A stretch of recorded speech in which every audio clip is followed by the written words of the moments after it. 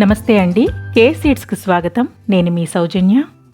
ఈరోజు మనం మిగిలిన కూరగాయలతో మిక్స్డ్ వెజిటబుల్ పచ్చడిని తయారు చేసుకోవటం చూద్దాం.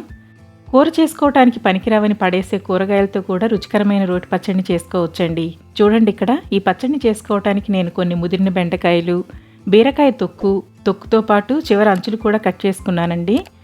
అలాగే కొన్ని పండిన పచ్చిమిరపకాయలు, ఒక ఉల్లిపాయ, 2 పచ్చి టమాటాలు, కొన్ని పండిన దొండకాయలు తీసుకున్నాను. మనం రోజు కూర చేసుకునేటప్పుడు బెండకాయ కొద్దిగా ముదిరిన, దొండకాయ కొద్దిగా పండినా పడేస్తాం కదండి. అలా పడేయకుండా ఫ్రిడ్జ్లో ఉంచుకొని అన్నీ కలిపి ఒకరోజు ఇలా పచ్చడి చేసుకున్నామంటే చాలా రుచిగా ఉంటుంది. ముదిరిన బెండకాయ, పండిన దొండకాయ కూర చేసుకుంటే రుచిగా ఉండదేమో, కానీ పచ్చడి చేసుకుంటే మాత్రం చాలా రుచిగా అద్భుతంగా ఉంటుందండి. ఈ పచ్చడికి ఈ కూరగాయలే కాదండి, ఏ కూరగాయలైనా వేసుకోవచ్చు. వంకాయ, సొరకాయ తొక్కు కూడా వేసుకోవచ్చు. ఏది వేస్ట్ చేయకుండా ఇలా పచ్చడి చేసుకొని ఉపయోగించుకోవచ్చు. మరి లేట్ చేయకుండా ప్రాసెస్ చూసేద్దామా? ముందుగా పాత్రలో ఆయిల్ తీసుకొని వేడి చేసుకోవాలి. ఆయిల్ వేడయ్యాక మనం తీసుకున్న కూరగాయ ముక్కలు వేసుకొని వేయించుకోవాలి. బీరకాయ తొక్కును ఉప్పు నీళ్ళల్లో నానబెట్టుకుని శుభ్రంగా కడిగి ముక్కలుగా చేసుకొని వేసుకోవాలండి. ఈ బీరకాయ తొక్కుతో చేసుకునే పచ్చడి ఎంత రుచిగా ఉంటుందో మనందరికీ తెలిసిందే కదండి. అలాగే బెండకాయ ముక్కలు, టమాటా ముక్కలు, ఉల్లిపాయ ముక్కలు కూడా వేసుకొని బాగా వేయించుకోవాలి.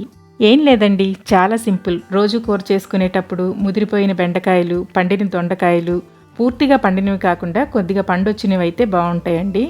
బీరకాయ తొక్కు, ఆనపకాయ తొక్కు లాంటివి కూడా ఫ్రిడ్జ్లో ఉంచుకొని అన్నీ కలిపి ఒకేసారి పచ్చడి చేసుకుంటే చాలా బాగుంటుంది. అయితే ఉప్పు, కారం, పులుపు సరిగ్గా సరిపోతేనే ఈ పచ్చడి రుచిగా ఉంటుందండి. మూత పెట్టి కూరగాయ ముక్కలన్నీ మగ్గించుకోవాలి. కూరగాయ ముక్కలు మగ్గిన తర్వాత 1 స్పూన్ జీలకర్ర, కొద్దిగా చింతపండు, పావు కట్ట కొత్తిమీర, తగినంత ఉప్పు వేసుకొని బాగా వేయించుకోవాలి. అన్నీ బాగా వేగాలండి, వేగితేనే పచ్చడి రుచిగా ఉంటుంది. నేను ఇక్కడ కొలతలేమి చెప్పటం లేదండి, ఇవి మిగిలిపోయిన కూరగాయలతో చేస్తున్నాను కాబట్టి ఉరామరిగ్గా మనం తినే ఉప్పు, కారం, పులుపుని బట్టి వేసుకుంటే సరిపోతుంది.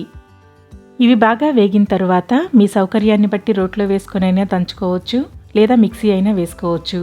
నేనైతే పచ్చడి రుచిగా ఉంటుందని రోట్లో వేసుకొని దంచుతానండి. మరీ మెత్తగా స్మూత్ పేస్ట్ లాగా దంచాల్సిన అవసరం లేదండి, కొద్దిగా అణుకణుకుగా ఉన్నా బాగుంటుంది. మెదిగితే సరిపోతుందండి. చివరిగా 4 వెల్లుల్లి రెబ్బలు వేసుకొని దంచుకోవాలి. ఇలా చివరిలో వేసుకుంటే మంచి వాసనతో పాటు రుచి కూడా చాలా బాగుంటుంది. ఉప్పు చూసుకొని మీ రుచికి సరిపడా ఉప్పు వేసుకోవాలి. వీడియోలో చూపించిన కన్సిస్టెన్సీలో ఉంటే సరిపోతుందండి. మెదిగిన తర్వాత బౌల్లోకి తీసుకొని సర్వ్ చేసుకోవటమే. నేనైతే రోటి పచ్చడికి తాలింపు వేయను, కానీ మీరు కావాలంటే పోపు వేసుకోవచ్చు. ఇంతేనండి, సింపుల్గా టేస్టీగా మిగిలిపోయిన కూరగాయలతో పచ్చడి తయారైపోయింది. దీన్ని అన్నంతో పాటు దోశ, ఇడ్లీ, చపాతీ, పూరీ లాంటి టిఫిన్స్లో కూడా ఎంజాయ్ చేయొచ్చు. అన్నీ సరిగ్గా సరిపోతే ఈ పచ్చడి రుచి చెప్పాల్సిన పని లేదండి, అందరూ ఇష్టపడి తింటారు.